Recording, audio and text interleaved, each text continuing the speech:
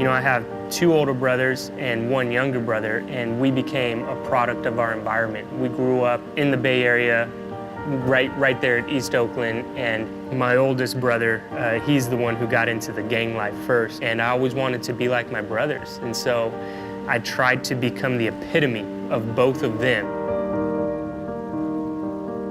We would bring guns to school, we'd bring knives to school, we'd bring chains to school, any form of weapon that we could use to protect ourselves. There was one guy who came up to me and he literally tried to stab me with a pair of scissors. And it made me so upset that I took out a pin and I just stuck it straight through his arm. That was normal. That was okay. This was such a battle for my parents because they wanted to raise us a different way. I went to our rival high school's homecoming dance. And I remember I'm standing there with my date, and all of a sudden this egg hits my jacket. What I remembered was tunnel vision. There was this really little guy who came up and he went to push me, and as he did, I reached out and I grabbed his neck. And I picked him up off the ground with one hand and I began to squeeze as hard as I could. And he pulls out a gun and he sticks the gun right in my face. And I remember in that moment, it was the first time in my life that I actually feared for my life. And I just started to cry out and say, God, I really hope that you're up there. And if there's any way you can get me out of this situation, get me out because I don't want to die. I got out of that situation. I walk into the living room and I just said, Dad, I'm gonna wind up dead or in prison. I've tried everything that this world has to offer. I'm willing to give God a shot. The next Sunday, I turn around and it's this youth pastor, and he says, hey, introduces himself and says, Jonathan, would you like to come up to our youth group? I said, well, I guess maybe I'll give it a shot. He began to invest into my life and meet with me on a weekly basis, take me out every Friday just to talk, just to hang out. And he said, Jonathan, I want you to get alone in the desert. I want you to be alone for 1 hour, just you and God. I sat down in the dirt and I opened my Bible. And as I'm reading, the wind begins to blow the pages.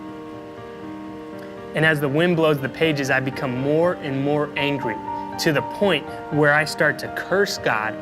And I felt that God spoke to me and said, Jonathan, what if it's Satan that is trying to use your anger to keep you away from me?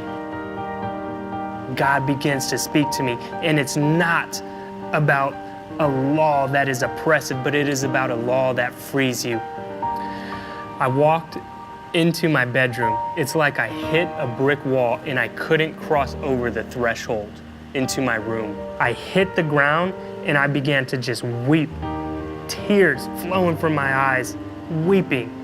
And in that moment I said, God, I no longer want this life. I don't want this life. I dedicated my life to God. Every emotion that was in me was completely different than the emotion that I had experienced before. I no longer had that rage. Everything in me was transformed in an instant.